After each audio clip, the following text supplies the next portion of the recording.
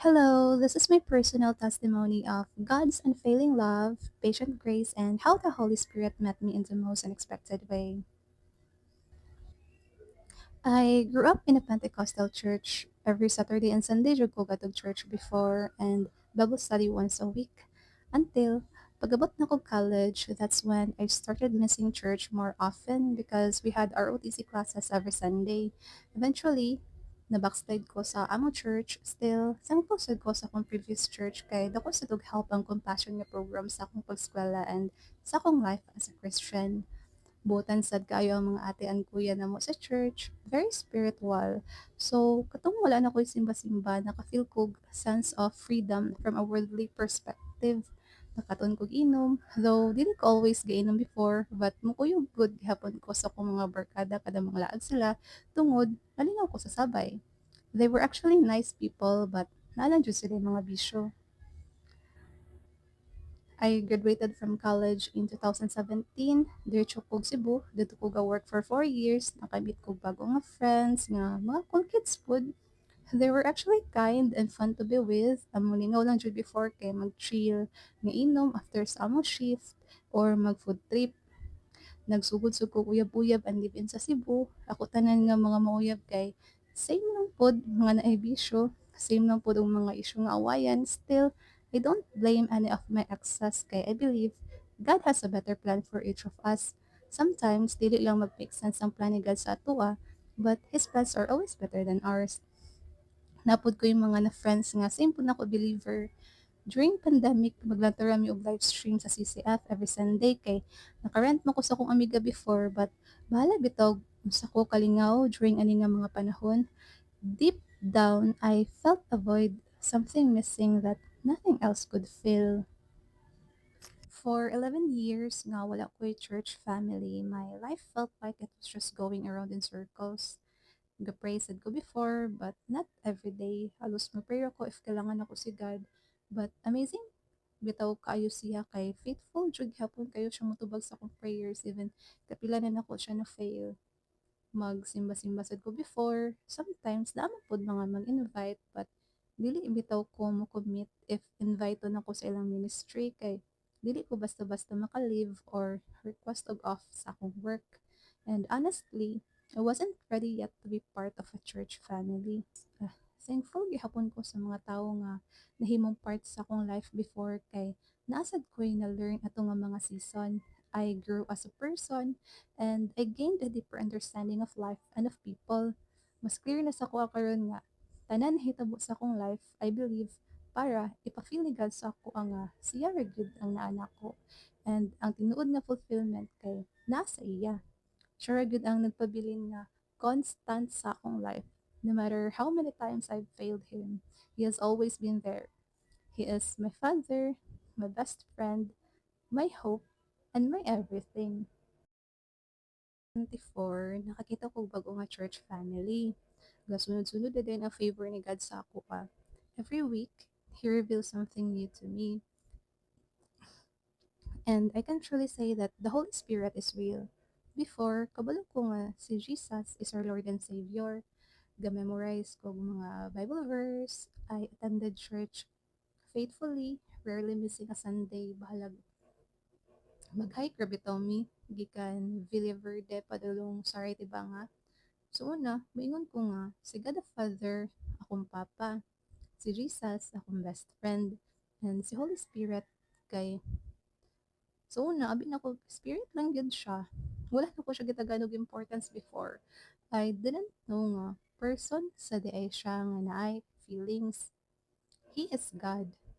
Before sa sa ako ang mga encounter events bitaw nga naapilan or kanang balag kanang Sunday service lang nga pray for kanang mag-pray for deliverance ang pastor. Abi na ko nga once maka-feel ang og urog sa tuhod mo tuyon og luhod sa tao. But katong encounter na mo last, diri jud ako first time na experience ang tangible presence ni Holy Spirit. Kanang first time na ko na experience nga nangurog bitaw akong lower body dayon hantod sa nawala ang kusog maong nakaluhod ko then grabing hilak dayon pag duol sa mong pastor sa ako katong nagpray na for healing natumba ko pahigda but gaan kayo sa pamati. Like na ako'y peace sa akong heart and sa akong mind nga kanang bitaw murag tanan burdens nga gina-carry nako for pila ka months kay nawala dayon ang ako nung kay murag nay gaan na ay murag gunit bitaw di ari kay murag nahalang siya mag-smile per me. Weird siya like first time jud ako ni na-experience. Pero nindot kay siya sa feeling like as in. And tinuod jud nga once may experience nimo ang tangible presence ni Holy Spirit kay magpangita na ka na nga feeling. Ang encounter nato with Jesus kay dili siya mag-base sa kung asa ka nga church ni appeal, but mag-base siya sa imong obedience and faith kay God. Sa mga wala di ay kabalo no, si God the Father, God the Son, and God the Holy Spirit kay isa lang na siya ka God. Same good sa water. It can be ice, liquid, or steam. But water ra gihapon. Same kay God. Isa ra siya but He shows Himself in three ways. Daghan moingon nga lisod mahimong Christian and in a way it's true. Especially in the process of anointing and refining. Imagine, two people can face similar trials. One grows bitter and the other grows anointed. But it's not just what you go through, it's what you allow God to do in you through it. Once ma-realize nimo ang purpose na nga pain, na kay ma-learn, and napadihat ang reward sa God sa imuha. Before, na I challenge sa akong life, naabtan ko 11 years to fully understand, and because I didn't learn the lesson right away, I kept going through the same cycles over and over. So, yung na work si God, if we don't learn from the test, we have to take it again. Same ra good sa eskwelahan, if bagsak ka na nga subject, balikon ba ni mong take, di ba? Karon halos every week ko maka-encounter og trials but grateful ko kay dili siya maabtan og months or years, days na lang gyud. Ang key is prayer and obedience. Ma-happy ko in times of trial kay mas ma-feel bitaw nako nga duol si God. Kay if na ako i-pray, tubagon dayon niya. Usahay kay dili maabtan og pila ka minutes. Pero depende pod kung unsa akong gi-pray. Makabalo ko nga naay bag-o nga trial sa ako ang life if mag-pray bitaw ko about sa akong current situation, then murag dugay bitaw matubag. Pero if mag-pray ko about sa lain nga butang or kanang na ako i-ask kay tubagon dayon niya. I believe this is his way of telling me that he's listening to my prayers and that he just wants me to learn something from the situation. Kay na siya gi-work sa akong character. And ang key pod, dapat dili selfish reason imong gi-ask and ma-align sad sa will ni God.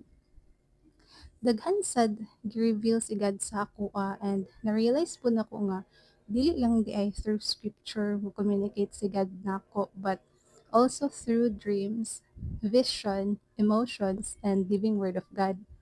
Usahay, makaingon ko nga deserve ba nako ni ang kamaayo niya sa ako murag dili man ako deserve but gipa-feel bitaw niya sa ako iyang love nga dili nako ma-experience sa akong family, sa akong friends or kada sa mga laing tao bitaw. I know naay uban nga nag-doubt sa akong relationship kay God but it's understandable kay wala man sila kita tanan sa akong ginabuhat behind closed doors. Ingon sa 1 Samuel chapter 16 verse 7, the Lord does not look at the things people look at. People look at the outward appearance, but the Lord looks at the heart. Kung unsay mong gibuhat in public, for sure, na-rewardan na ka sa mga tao nga nakakita. But what you do in private, God will reward you in public, in His perfect time. I respect those people nga moingon lisod mahimong Christian, but for me, dili siya lisod. Dili siya nga nakalisod. Kay dili lisod mo obey kay God. Sometimes lang siguro di ta kasabot sa iyang gusto but if isik gyud mo siya, madunggan naman sad nimo iyang voice and take the risk lang dira man pud matast atong faith. Be content lang pud sa life nga gihatag ni God sa imuha but don't lose hope. Instead, be prayerful.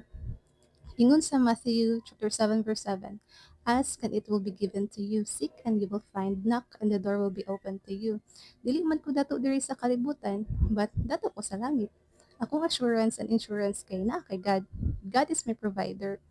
Anak pud sa kanta nga, trust and obey, for there's no other way.